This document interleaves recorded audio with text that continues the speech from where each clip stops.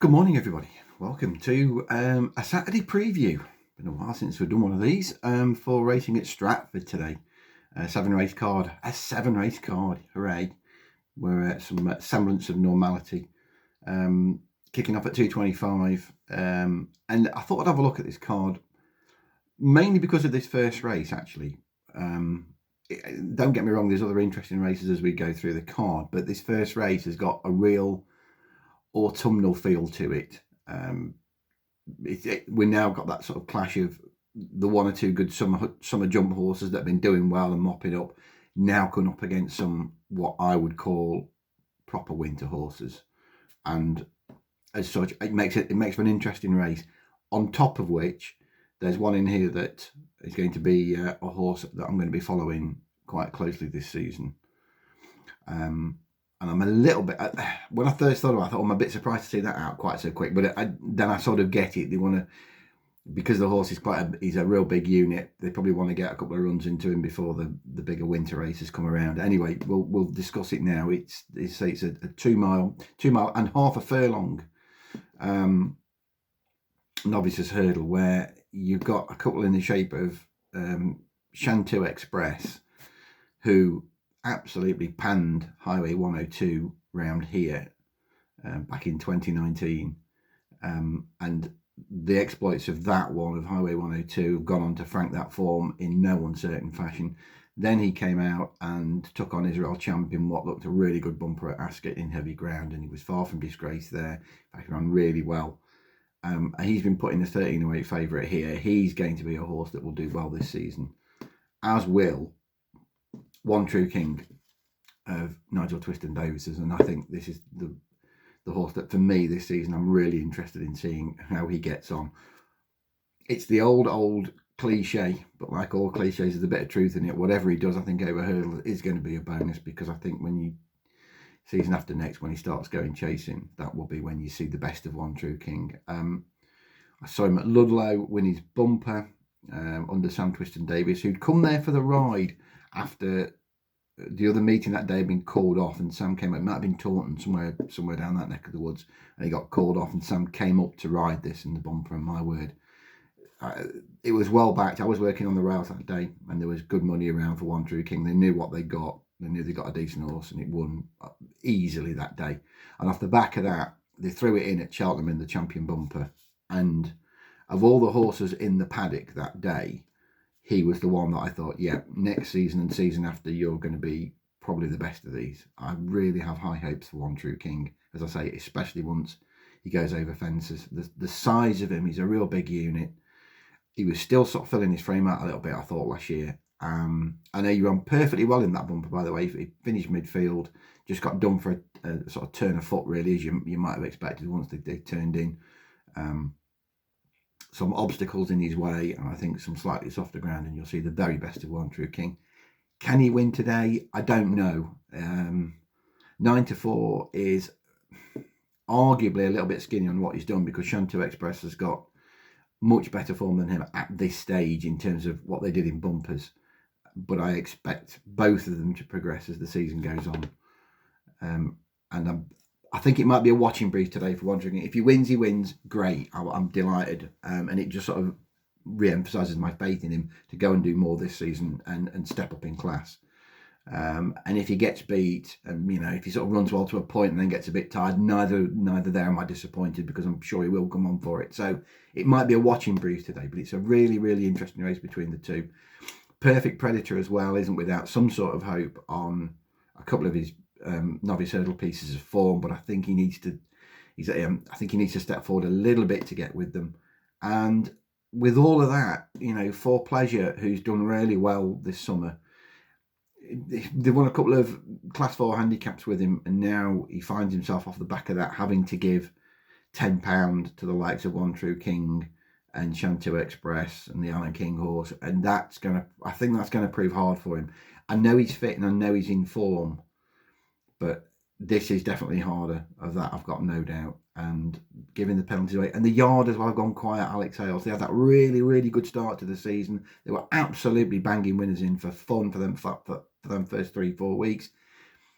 Not the case now, and they've just gone a little bit quiet as well. And with all that, the temptation might be to try and lay for pleasure for a place. You know what you're going to get with for pleasure. He's going to tear off in front, but whereas you can get away with that in Class 4 handicaps, I'm not sure he's going to get away with it against some classy sorts here. And you can lay him around about sort of 1.6 a place at the moment. And I think if I'm having a bet in the race, that will be the bet. I lay for pleasure for a place, and and I think the classier sorts might just be a bit too good for him. We shall see. Stratford, 3 o'clock, 2 mile, just short of 2 mile 4 it'll be once you've got the additions on. I should have sort of mentioned those again. I think there are some slight... Oh, no rail movements this time. There are, yes, sorry, there are rail movements, yeah. 3 o'clock, the 4:10 and the 5:20 have all got some rail movements on them. So again, you're looking at sort of 2 mile 4 here before you're done. Your question with Seddon is this: do you trust him to put it in again? He's been that sort of a horse up to the point where he won at Cartmel last time. There's no doubt he'd been a bit disappointed in my mind. He'd not really gone forward in the way I was expecting him to. And then you look at that Cartmel form now last time, and you can pick it apart in seconds. No hidden charges, just for whatever reason wasn't on song. I thought he'd go really well that day. He was sort of left well behind. Captain Bucks finished 3rd. He got beaten just over 3 lengths, and he got panned again in the week. And Seddon's ended up beating Chantelouse, who hadn't been seen out for the best part of a year and a half. So what's that worth? I don't know. Handicapper's given him another £5 for that, but not that matters here. That's neither here nor there in terms of a level weights race. It just means he's still got the penalty to carry against horses that, again, I don't know. When I first looked at the race, I thought I definitely want to take this on, but the more you look at the ones that are taking him on, Darling Maltese just been disappointing. Pulls too hard, doesn't finish his race off. He had an excuse last time he finished lame, but you keep making excuses for these horses, and he might drop in at some point when he gets a really good pace to aim at. And that's not certain here either, I hasten to add. Seddon will probably try and make all, I think, because the rest of them are sort of sit off, midfield, held ups. So yeah, Darling Maltese, and then you've got Crooks Peak, who should do all right, I think, over fences. There are some winning chasers in the family. I think he's probably the biggest danger. Borum Bill's another one of these tickenings that just makes mistakes. There are a few of these. Those of you that know, I've got no concrete evidence for this, as they say, but tickenings to me, I think that they make mistakes over fences, a lot of them, and he needs to brush his jumping act up a little bit. So you end up sort of thinking, what have you got? You've probably got Lungano Palace, and you've probably got Crooks Peak running for you, and Borum Bill if he puts a clear one in. If you're going to lay Seddon, I don't know. I don't know if I'm going to play the race or not at the moment. I sort of want to take Seddon on because I think he's beatable, but they might have just found another one of these, another right race for him, as it were. And then we've got Seller, Fun and Games. Again, you look at it and you think you want to take Chef de Troupe on. Chef de Troupe's mark hasn't moved in the best part of a year, and yet he's gone from sort of winning and running well in Class 2, Class 3 handicaps, and even tried him in the big one at Market Raising last summer, to running in a Seller.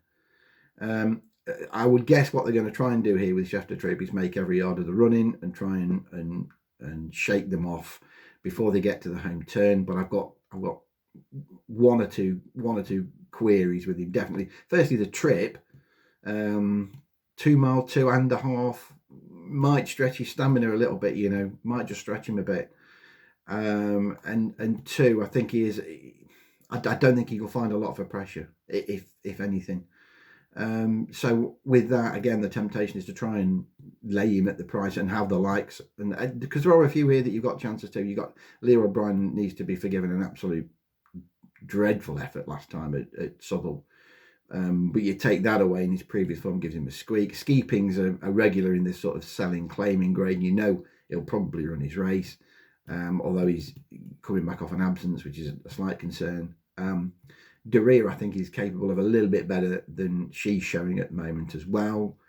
And even Black Prince, Martin Keithley can get these ready off long breaks, and there are bits and pieces of form that give him a chance too. So it might just be a case of laying Chef de Troupe and have 3 or 4 running for you. And Flat to the Max too, who ran all right to a point at Cartmel. In fact, that form isn't a million miles behind what Chef de Troupe did at Uttoxeter. So you've got chances of getting Chef de Troupe beat, and possibly even out of the frame if they can sort of tackle him 2 out and get into him there. He might just jib it in completely, and he might be out of the frame. So that's the seller. And then you come to a couple of really good races actually. 2 mile 6.5 handicap chase, and this is a decent race, and there should be some pace on here. Princeton Royal tends to push on. Young Wolf last time made all at Uttoxeter, and Shoal Bay tends to race prominently as well. So there should be some pace on here, and I do think it's going to suit the favourite. It will suit Fiddux. That I think he'll travel just off them, and his 2 efforts this season of over fences are very hard to crab. He was second to Really Super in the plate at Market Raisin, and then a rejuvenated Imperial Presence here last time, and that form's worked out okay. The 2 of them were clear of more books in third, and King Alfonso back in fourth, and King Alfonso came out next time and won to give this form a decent look. Fiddux likes it around here as well. Stratford's a track that he goes well at. Ground should be fine for him, and he will get this run to suit, as I say. So it's a case of, if he's going to win one, I think today is Fiddux's chance.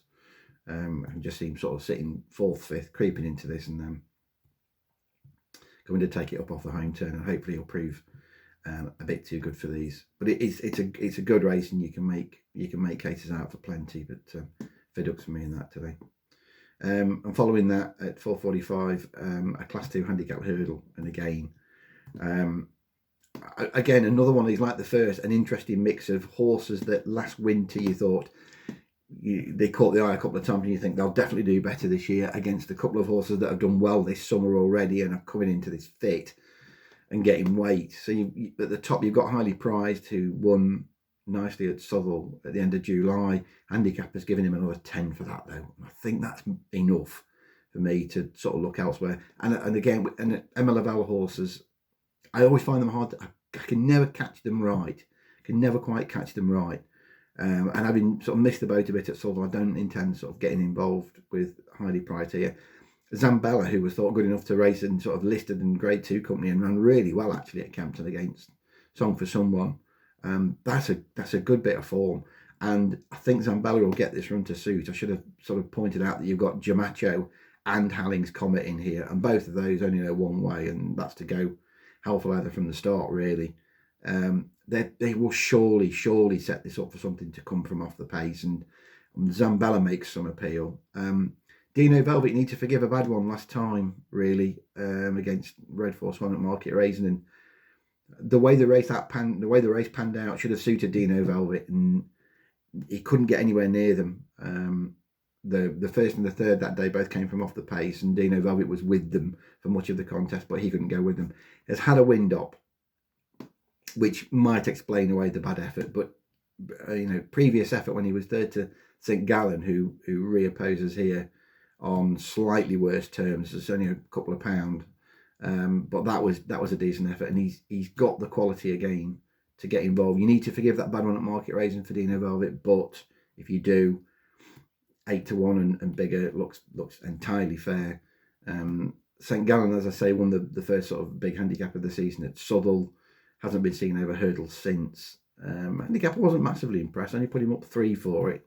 I was a little bit more impressed than that, but as I say, I think there were bigger price ones. And then down the bottom, you've got El Baracho, who is incredibly hard to knock on what he's done. I mean, if you run this in 3 months' time, El Baracho would be a 20 chance for this. But on this ground, fit, in form, comes here off the back of 2 wins, and look at the form of those 2 wins. He beat Callum Gilhooly and Leroy, and both of those have come out next time and won. Callum Gilhooly, a horse I really like physically, and I think he'll do well this winter. So this is El Baracho's chance as well. He's getting plenty of weight off 1 or 2 horses that perhaps aren't completely match fit or have got a little bit to prove. So it's his chance too. It's that sort of a race, a really, really tough contest to try and solve. I think Zambella, as I say, if you sort of wind it forward a couple of months, would probably be winning this. Whether she's fit off 196 after 196 days off, I don't know if she is. I think she might be the one. And similarly, Dino Velvet, if you forgive him a bad one last time, he's got chances in this. But as I say, you can give loads a chance. There's plenty you can look at and say, yeah, that you can make a case for. So hard race. And the last one that we'll be looking at, I'll not be looking at the bumper, is a handicap chase over 2 mile 1, 0 to 120. Tricky little contest is the way, again, I would sort of describe this. There are horses here that are being asked more now by the handicapper, the likes of certainly the likes of Little Stevie, who has done nothing wrong in 2 wins at Market Race, and now off a mark of 111, and for an 8-year-old, I don't know, you're asking him to find a little bit more. It's maybe he's capable, maybe. Atlantic Storm likes it here, and I'm happy to forgive him the effort on soft ground. I think last time, I think this ground will suit him a bit better. Stratford's very much his track. Double Court, another one that's being asked for more after winning a handicap hurdle at Southall, beat Bartholomew J. Handicap's put him up 5.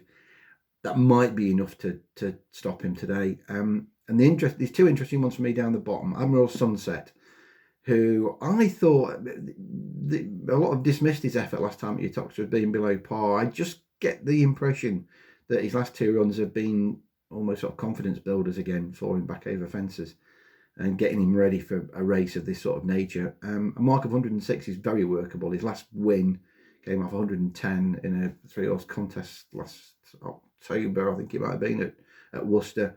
And I didn't think he ran that badly against Havana Hermano. I think Havana Hermano is going to go on to better things this year as a chaser. I really do. So the fact that he's run 4th and finished within shouting distance of him, he probably didn't travel as well as I've seen him travel at Utoxeter. So that would be the thing you'd hold against him. But that mark's quite tempting, and Page Fuller takes another 3 off as well. And Stratford, he's got form here. He had form in a handicap chase the time before that, where he ran absolutely fine and got beat 4 lengths. So he's interesting. And at a much bigger price, Royal Plaza's interesting too. Royal Plaza's been putting about a 25 chance here. It's a bit all or nothing, Royal Plaza. I thought he ran okay at Newton Abbot on his first run. He was there at the 3 out and then basically just got tired after leading. And leading is very much his thing. I think he needs it his own way up front, and he didn't get that last time when I fancied him a little bit last time as well, and he didn't get the lead. Instead, he sort of jumped off and chased them, but he was done for. I thought he was done for a long way out there. You've got to forgive that. But when you look at this race, a lot of these are hold up horses or will sit midfield, and it gives Nick Scurfield the chance again, if they want to get Royal Plaza out in front and jumping, and that will be the key to him. If they do that, he's on a very good market. Handicapper dropped him 5 for that, a very quick 5, and that puts him £5 lower than his last winning mark. So there's nothing wrong with his mark. He likes the track, and I think he'll get the easy lead that he needs tonight. With that, he might be a back to lay. He might be the sort that you want to, if you see him lining up at the front, if you can watch the race and you can see him lining up and he's on his own, then it might be wise to have the bet, knowing that if you can just wing them first 2 and get into a rhythm, you'll be trading a lot shorter straight away and you can get yourself out and into a better position. That might be the way to play it. Might be. We'll see. Interesting card, as I say. I think the first race is a really, really interesting race. I hope One True King this season shows his true colours. But as I say, even if he doesn't win today, keep him in mind for the rest of the season, because he'll be fine on winter ground, of that I'm sure. And I think he will progress. He might need the run, I say, as a big unit. He might need the run today, but he will progress, and keep him in trackers as the season progresses, bearing in mind that I think once we see him go over fences, we'll see an even better horse. That's the long-term goal, I think. Right, there we go. Best of luck today then with all your bets. Have a good weekend. I won't do a video for Fontwell tomorrow. I tend to have Sundays off, but I will do 1 or 2 again for next week. Cheers, guys. Have a good weekend.